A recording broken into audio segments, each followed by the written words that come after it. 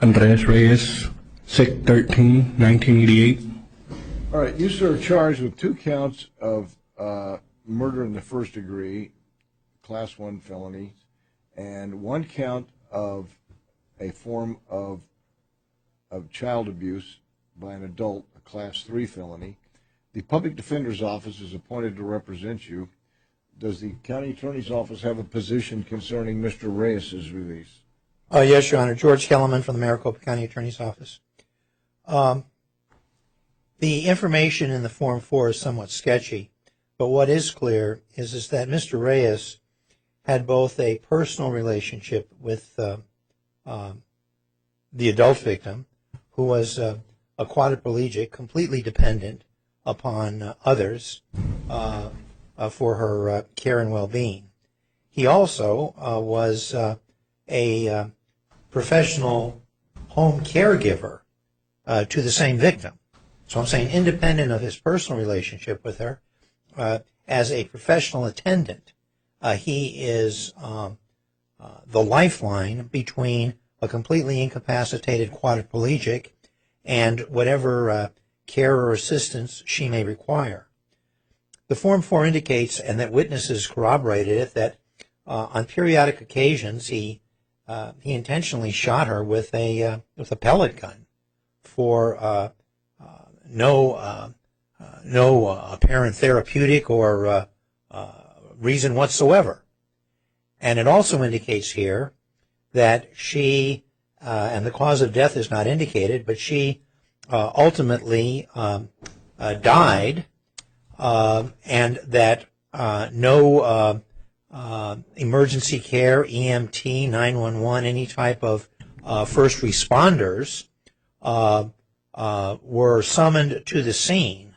It appears from the Form 4 that after deceased, the medical examiner is given the case for an out of hospital death and performs his routine autopsy.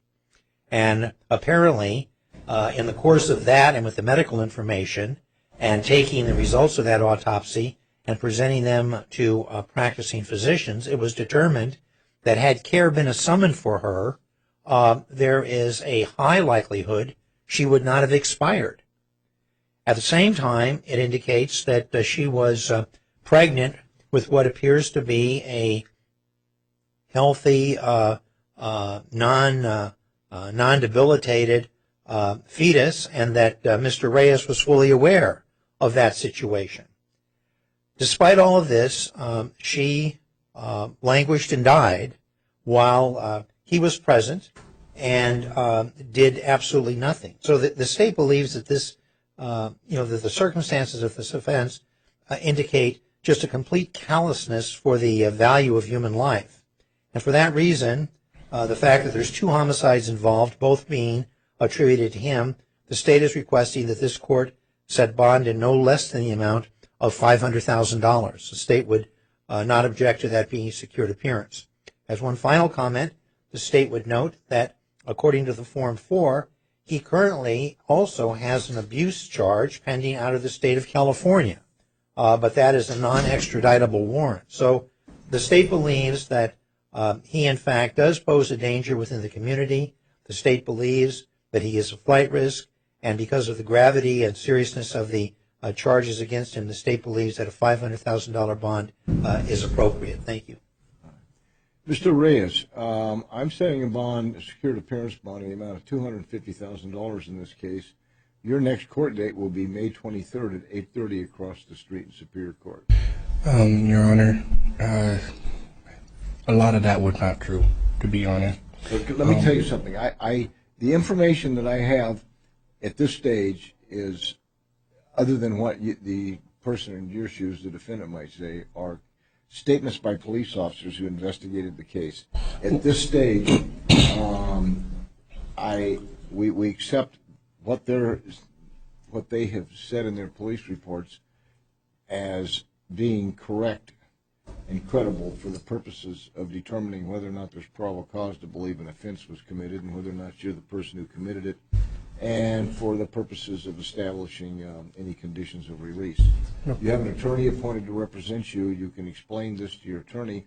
I know nothing any more about this case than what the police report said, and it was essentially the same as what the deputy county attorney said. Okay. But I understand that, but what I'm trying to explain here is that when I Let me was, tell you one other thing. You may not want to make any statements at this hearing because anything you say can be used against you as subsequent court proceedings. Now, I don't know what you're going to say, but I'm just telling you that that's very unlikely it's going to change what I need to do at this time, which I've already done, and it will be something that if your attorney would probably, who's been appointed to represent you, would advise you not to say at this stage. All right. okay. As for a hearing, when do I have that? Your next hearing is May 23rd at 8:30. May 23rd. Across the street, Superior Court. Yeah. What day is that? Huh? The day? Today is the Today's the 17th. 17th. There you go. Pretty much next week. Yes. Next Tuesday. Next Tuesday. Tuesday. There you go. Um, Now, whether or not you will be talking to your attorney before you did who I appointed, I don't have the name of the attorney. It's the public defender's office. Whether or not you're contacted and communicated with before that hearing by that office, I can't tell you. I was also been told that if I was able to even be released or anything, I do have a job. I'm able to pay whatever I can monthly.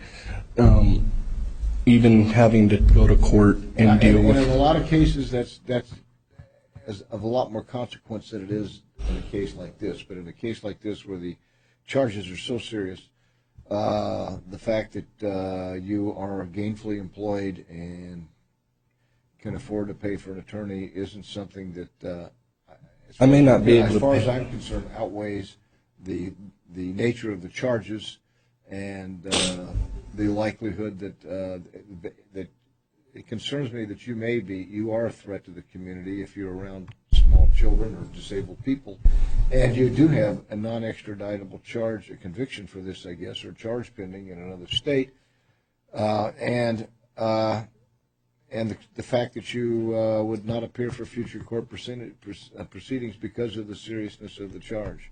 So, like I said, at any subsequent court proceeding, the conditions I've imposed can be modified. But tonight, I'm not changing anything that I've told you. Okay?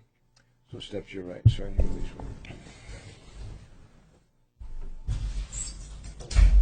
order.